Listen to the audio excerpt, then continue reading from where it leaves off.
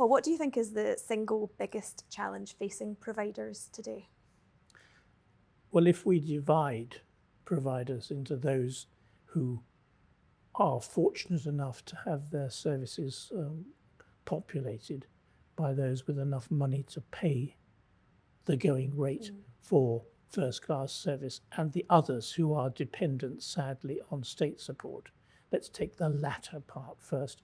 Without a shadow of a doubt, the pressures on government, financial pressures which get worse and worse, and that squeeze on local authorities who are the principal funders of social care. I mean, it's said now that 75% of a social services authority's budget is spent on care service and care home fees.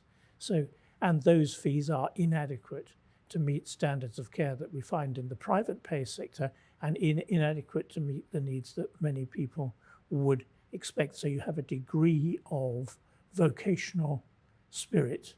The people running care homes know and more or less accept that they're not going to get the fees that they need to provide the best service, but they can still do that and they can still make ends meet so long as they get support. But now we've got, and people, baby boomers like me have by and large benefited from the growth in real estate. So they sort of have £200,000 or £300,000 readily available to pay for the sort of fees in these wonderful luxurious palaces. But down at the other end, you've got people with growing acuity, with growing need, and a squeeze, and frankly a lack of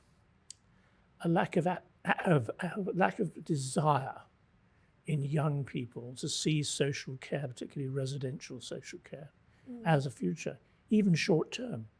When you get more money stacking shelves in a supermarket than you do looking after the relative needs of aging population. So it's tough, and there's got to be, you're going to ask me that, but one of the biggest changes we need to see is a properly funded career structure, so that talented people who are drawn to looking after their vulnerable older people, whether it be in old age, or we mustn't forget those with learning difficulties and those with mental health problems. Mental health problems, as in every other part of healthcare, are heavily neglected. So we need to see attractive career packages which will take the best and the brightest to say, you know what, I'd like to do that for my career. I'd like to work through, I'd like to start off, doing work experience in a care home and winding up as being the manager of a care home or a group of care homes. And the money has got to be found somewhere to get people attracted. Lots of people are attracted vocationally, but they've also got to live and enjoy their lives.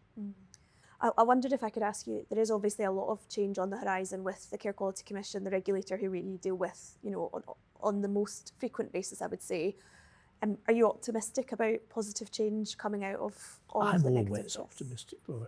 You can only get along in life, or certainly in any form of legal practice, by being optimistic. You've got to be optimistic to think you might win a case that is perhaps stacked with difficulty. But of course I'm optimistic, and the fact that it's going to remain, and the fact that there is a huge appetite for investment. We're seeing more and more external investment, perhaps from overseas, perhaps from the States, from all over. They are anxious to invest, but they're investing in the top end. Sure. We've got to see a channel of revenue stream that will attract investors to invest in that middle or lower middle market where people can't afford to pay for themselves from their established resources. But as a country who prides ourselves on libertarian approaches, we don't want to see people with high acuity sort of lying about the streets. They've got to be looked after, and they've got to be looked after properly, and there's got to be a proper stream.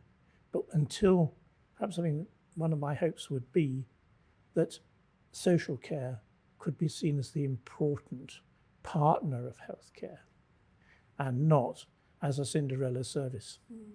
And I fear, sadly, that, and although this ought to change, but we sadly see that, people in care home, people resident in care homes don't vote. And that will always be at the back of the mind Mm. of those who are in a political cycle that changes so rapidly and so frequently. But I mean, I am optimistic, yes. It's still here. Yeah. It's still here. 54 years on, it's still going, and it's not going anywhere.